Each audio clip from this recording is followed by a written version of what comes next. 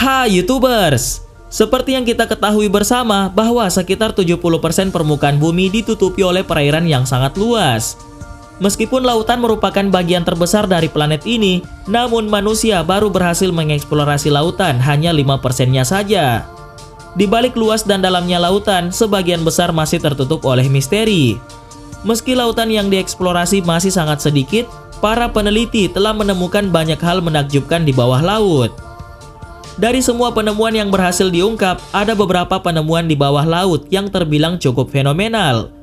Dan berikut daftar penemuan paling fenomenal yang ada di bawah laut. Tapi sebelum masuk ke daftar, di bawah video ini ada tombol subscribe atau tombol berlangganan. Kalau kalian suka dengan konten-konten daftar 5, kalian bisa menekan tombol itu untuk berlangganan video atau konten daftar 5. Dan ini gratis. Oke, lanjut. Menyelam di antara dua benua. Beberapa waktu yang lalu, para perenang tengah menyelam di antara lempeng tektonik benua Amerika dan Eurasia, dan lempengan tektonik tersebut bernama Silfra. Jalur ini merupakan lorong sempit yang tidak begitu lebar dan para penyelam dapat menyentuh lempeng tersebut menggunakan tangan mereka saat menyelam. Retakan bumi ini terletak di Danau Thingvallavatn, tepatnya berada di Taman Nasional Thingvellir, Islandia. Retakan lempeng tektonik bernama Silfra tersebut merupakan bagian dari retakan besar yang menjadi pemisah antara benua Eropa dan Amerika. Di Samudra Atlantik, retakan pemisah dua benua tersebut tidak bisa terlihat karena dalamnya lautan. Namun di Silfra, air lelehan glacier membuat retakan bisa terlihat dengan sangat jelas. Silfra memang tempat yang pas untuk menikmati kegiatan menyelam sambil menyaksikan retakan bumi sebagai fenomena alam yang luar biasa. Air yang begitu jernih membuat segalanya jadi bisa terlihat dengan sangat jelas. Bahkan penyelam bisa memandang hingga jarak 100 meter saat berada di dalam air. Silfra juga memiliki sebuah gua, namun sangat sedikit wisatawan yang ke sana karena jalurnya sempit dan dalam sehingga sangat beresiko. Selain itu, bebatuan yang membentuk gua sewaktu-waktu juga dapat lepas dan runtuh. Sungai di bawah laut. Beberapa waktu yang lalu, dunia dicengangkan dengan munculnya foto-foto Cenote Angelita, yakni sungai bawah laut yang terletak di perairan Meksiko. Disebutkan bahwa yang menemukan sungai bawah laut ini adalah Anatoly Beloschin, yaitu seorang fotografer profesional yang berasal dari Rusia.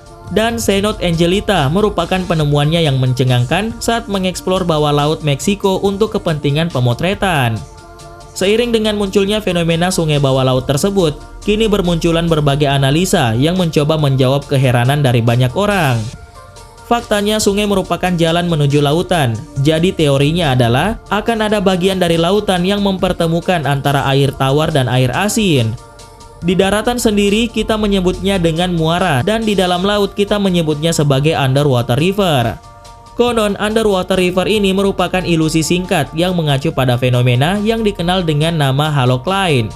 Fenomena ini sendiri muncul karena adanya perbedaan level salinitas dari lapisan air yang disebabkan oleh tekanan yang bervariasi. Cenote Angelita sendiri terdiri dari air tawar hingga 29 meter jauhnya. Namun saat ia mencapai 1 meter dari lapisan hidrogen sulfina, maka sungai ini akan menjadi air yang asin layaknya air laut. Kota Heraklion. Thonis Heraklion merupakan sebuah kota legendaris yang tenggelam di dasar laut Mediterania sekitar 1200 tahun yang lalu. Kota ini dalam kurun waktu berabad-abad hanya menjadi legenda sebelum akhirnya ditemukan. Pada tahun 2000, Kementerian Kepurbakalaan Mesir menyebutkan kota Heraklion ini dibangun pada abad ke-8 sebelum Masehi di tepian Sungai Nil dekat Laut Mediterania. Diketahui bahwa kota legendaris ini disapu banjir sehingga sekarang berada sekitar 45 meter arkeologir di bawah permukaan air. Salah seorang arkeolog bawah laut bernama Frank Godio dan timnya menemukan kota ini setelah melakukan penelitian selama 3 tahun. Menurutnya, penemuan ini merupakan awal untuk mengungkap kota Thonis Heraklion secara utuh. Salah satu temuan terbaik dari Teluk Aboukir ini adalah patung Ratu Ptolemik yang terbuat dari batu gelap. Patung ini diduga sebagai representasi dari Cleopatra II atau III yang berpakaian menyerupai Dewi Isis. Selama penggalian, para arkeolog menemukan sisa-sisa sebuah kuil besar, termasuk kolom-kolom batu dan sisa-sisa puing-puing sebuah kuil kecil Yunani yang terkubur di bawah sedimen sedalam 1 meter di dasar laut. Selama penggalian tersebut, para arkeolog berhasil menemukan 75 kapal dan bagian yang hilang dari kapal 61 dan kemungkinan besar kapal tersebut digunakan untuk tujuan seremonial. Kapal yang diberi identitas nomor 61 itu bukan perahu kecil dengan panjang sekitar 13 meter dan lebar 5 meter, dan di atas kapal ditemukan koin perunggu dan emas serta perhiasan. Selain itu, tim juga menemukan tembikar dari abad ke-3 dan ke-4 sebelum Masehi. Kota dasar laut Kuba. Beberapa waktu yang lalu, para peneliti berhasil menemukan peninggalan zaman prasejarah yang berada di lepas pantai semenanjung Guanahatabibes, Pinar del Rio, Kuba, yaitu sebuah reruntuhan sebuah kota yang diperkirakan berusia 6.000 tahun. Para peneliti mengemukakan bahwa mereka telah menemukan beberapa struktur-struktur batuan yang mungkin telah dikonstruksi oleh peradaban kuno ribuan tahun yang lalu. Ahli-ahli dari perusahaan penjelajah Kanada mengatakan bahwa selama musim panas, mereka mendokumentasikan puing-puing dari kota yang hilang di bawah permukaan laut di lepas pantai semenanjung Guanahatabibes di sebelah barat Pulau Kuba. Salah satu peneliti mengatakan bahwa ini adalah sebuah struktur yang mengagumkan dan mungkin ini merupakan suatu pusat kota yang besar. Menurut para peneliti, penemuan yang membangkitkan minat ini membuktikan bahwa Kuba kemungkinan besar terhubung dengan Yucatan Peninsula oleh garis daratan. Kota Pavlopetri. Di antara sisa peradaban-peradaban yang tenggelam, ada satu yang cukup menarik perhatian, yaitu kota kuno di dasar laut yang bernama Pavlopetri. Pavlopetri sendiri adalah bekas reruntuhan kota yang berada di bawah laut Yunani.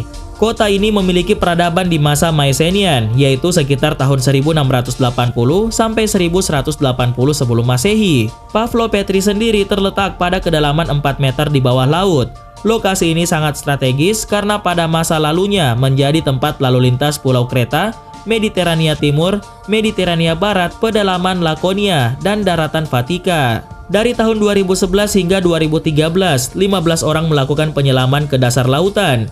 Dan tujuan dari penyelaman ini adalah sebagai tahap lanjutan dari survei serta penelitian yang telah dilakukan sebelumnya.